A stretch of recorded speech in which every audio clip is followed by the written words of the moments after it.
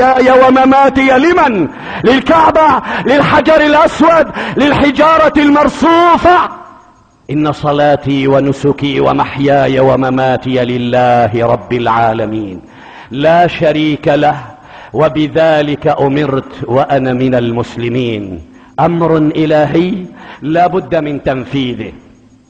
أمرك الله في الحج، قال لك قبل هذا الحجر، ثم قال لك ارجم هذا الحجر. في منى ترجم الجمار الثلاث، في الكعبة المشرفة تقبل الحجر. لا شأن لك بذلك، الشأن هو لله. السبب والعلة هو أن الله شرع وأمر وبلغنا رسول الله. لا قدسية للمكان ولا علة لشيء إلا لأن الله هو الآمر ونحن المطيعون عبيده. لذلك كان أصحاب رسول الله صلى الله عليه وسلم ما أمرهم نبيهم بأمر إلا وطبقوا ما أمرهم به، وما نهاهم عن أمر إلا وانتهوا على الفور. أمرهم بمقاطعة العشيرة فقاطعوها، أمرهم بترك الأوطان فتركوها، أمرهم ببذل الأموال فبذلوها، أمرهم ببذل المهج والأرواح فقدموها قرابين مبرورة لربهم العلي الكبير. ثم بعد ذلك يعلمون في قرارة أنفسهم أن الله لا يأمرهم بأمر إلا وفيه نفعهم، ولا ينهاهم عن شيء إلا وفيه ضررهم. ما أمرنا الله بشيء إلا وفيه نفعنا، وما نهانا عن شيء إلا وفيه ضررنا وسمنا الناقع وهلاكنا ودمارنا. إخوة الإيمان والعقيدة، إذا مررتم بمسجد القبلتين في قلب المدينة المنورة على ساكنها أفضل الصلاة وأتم التسليم، هناك أخي المسلم، هناك صلى رسول الله ركعتين في صلاة الظهر متوجها إلى بيت المقدس، أما الركعتان الأخيرتان فإلى الكعبة المشرفة. وسمي ذلك المسجد بمسجد القبلتين ليعلم الله من يتبع الرسول ممن ينقلب على عقبيه. اللهم ارزقنا اتباع نبينا وحبيبنا سيدنا محمد صلى الله عليه وسلم في الأقوال والأفعال والأحوال والأخلاق. لا تدعنا في غمرة ولا تأخذنا على غرة ولا تجعلنا من الغافلين. أقول قولي هذا وأستغفر الله.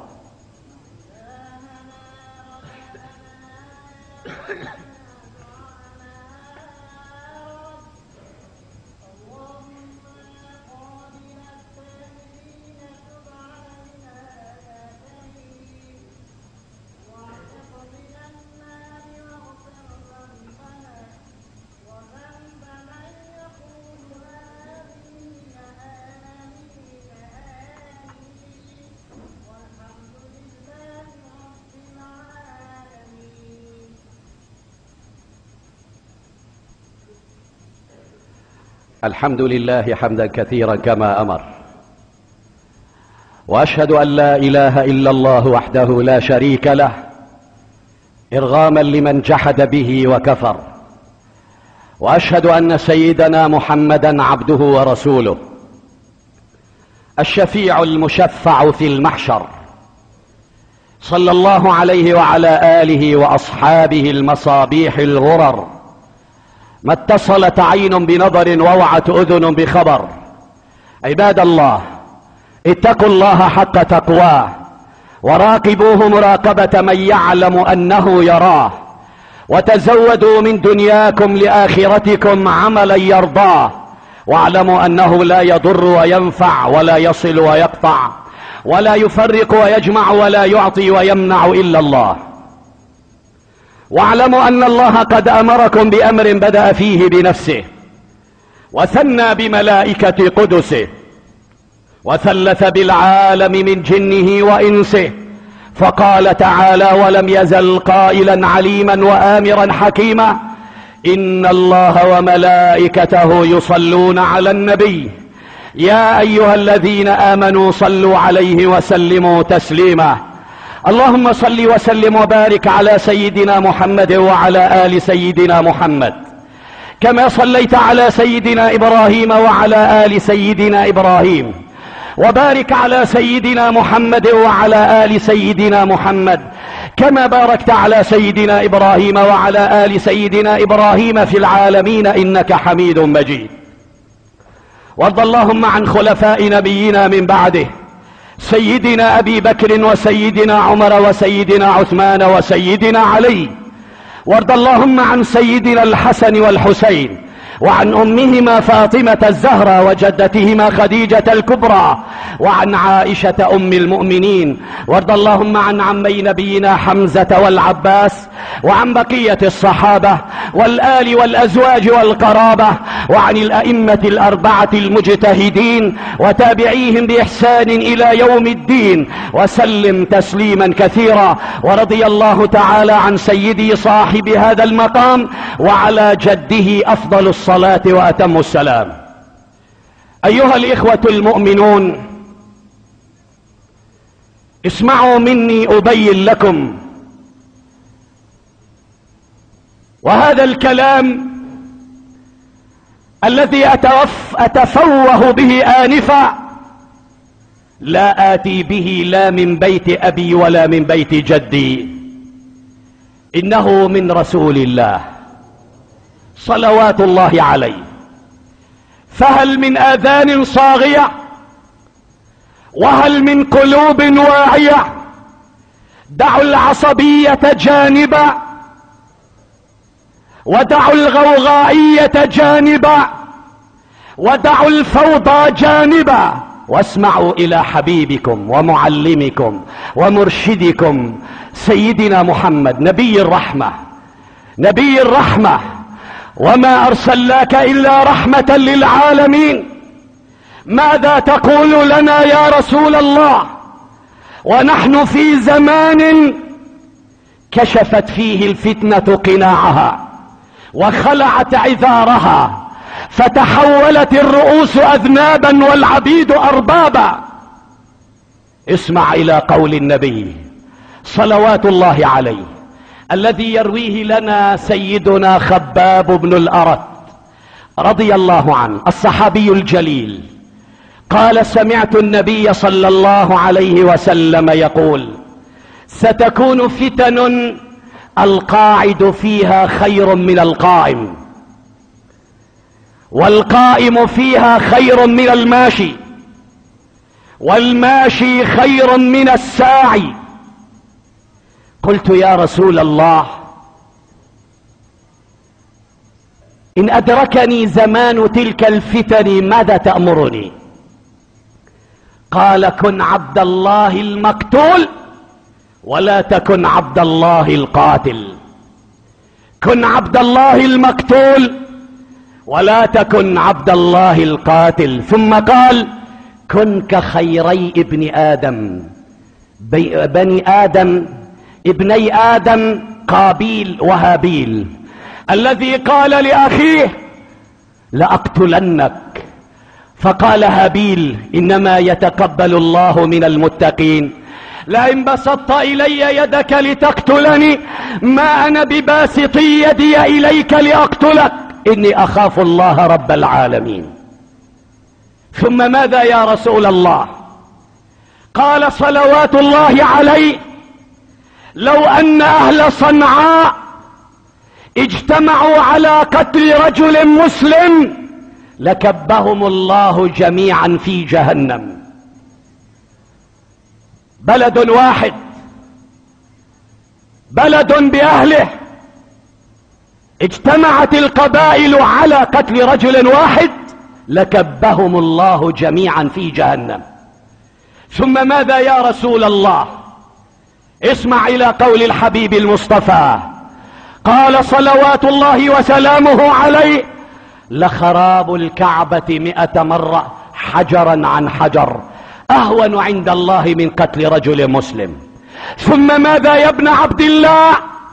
قال صلوات الله عليه: من أشار إلى أخيه المسلم بحديدة، بسلاح، إشارة فقط، لعنته الملائكة حتى يكف. ثم ماذا يا معلم البشرية ورسول الإنسانية؟ قال صلوات الله عليه: ستكون فتن أربع، ستكون 4 فتن آخرها الفناء. ما هن يا رسول الله؟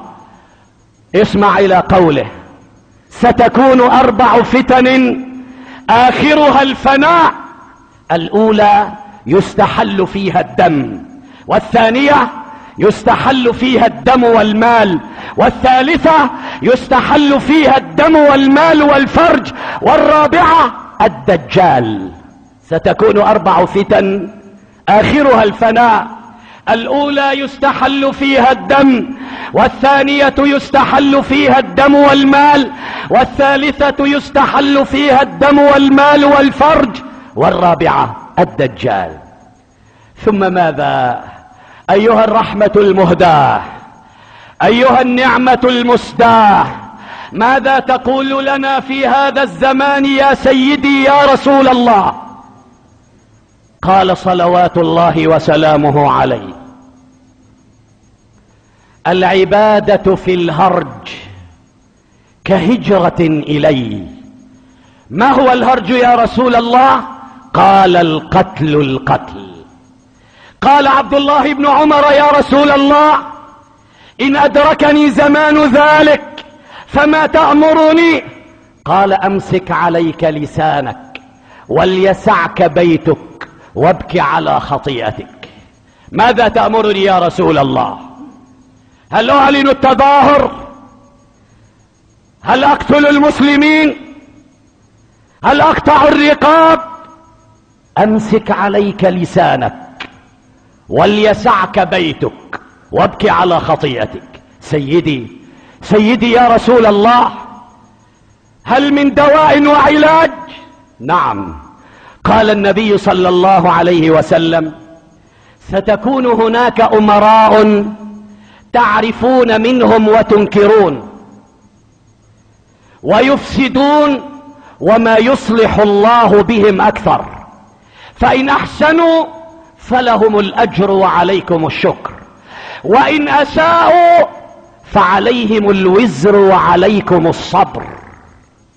النبي يضع النقاط على الحروف.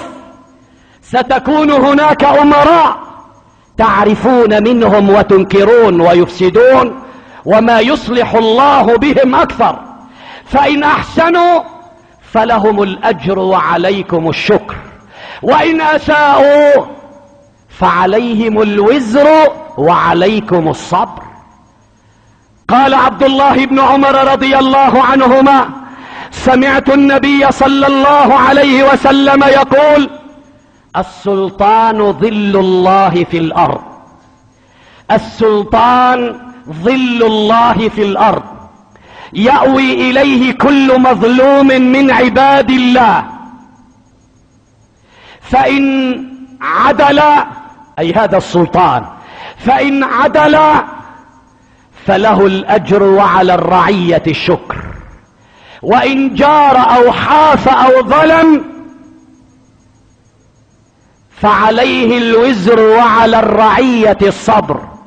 ثم قال عبد الله بن عمر: يا معشر المسلمين، اصبروا، فإن جور السلطان 50 سنة خير من هرج شهر واحد، خير من هرج شهر واحد.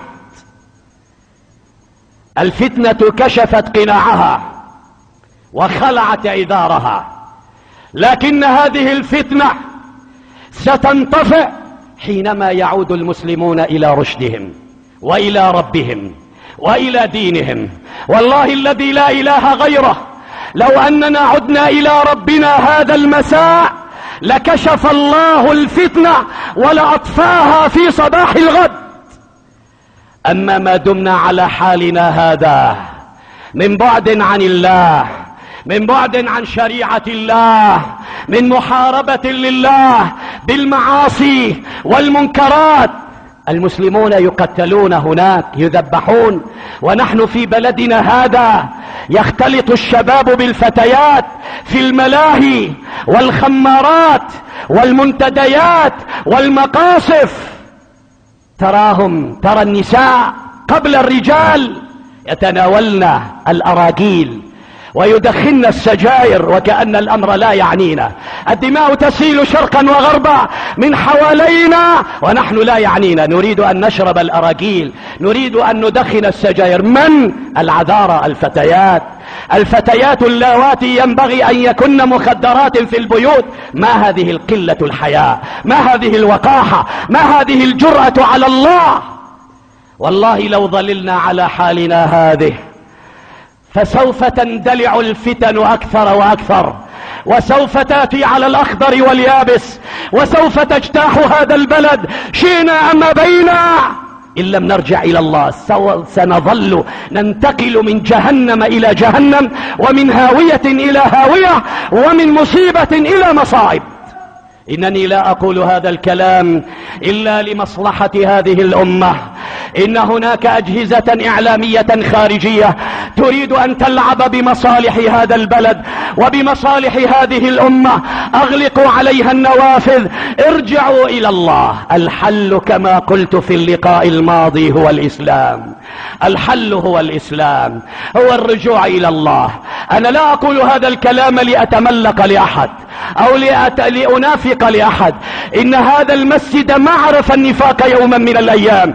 إن هذا المسجد لا يزال بحمد الله قلعة للأمة الإسلامية، ولا يزال إلى هذا اليوم لا يعرف نفاقا ولا يعرف خوفا ولا يعرف خشية إلا من الله عز وجل.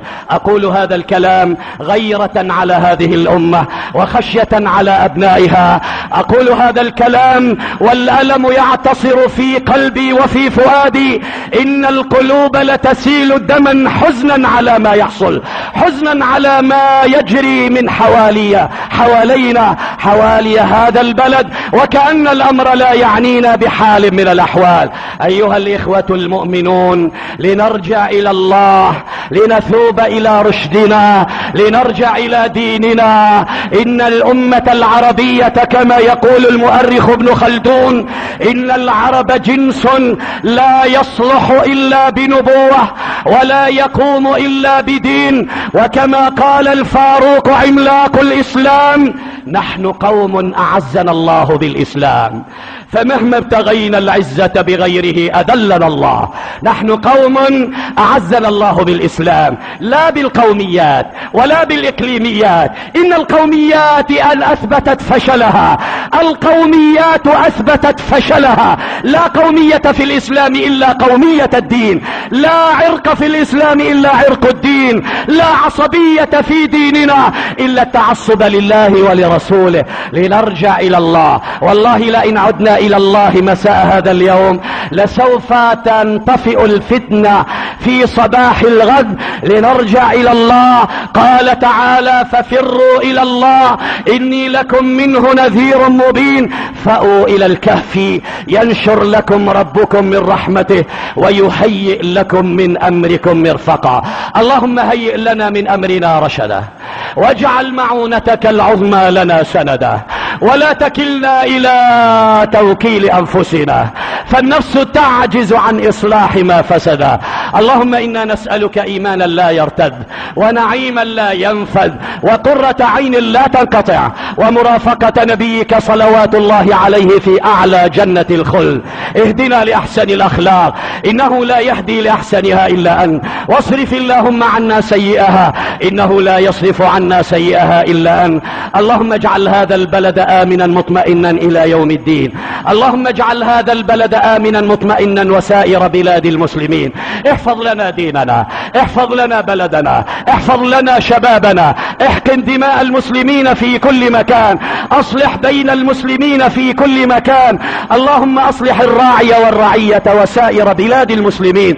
اللهم اغفر للمؤمنين والمؤمنات، المسلمين والمسلمات، الأحياء منهم والأموات، إنك يا مولانا سميع قريب مجيب الدعوات، والحمد لله رب العالمين.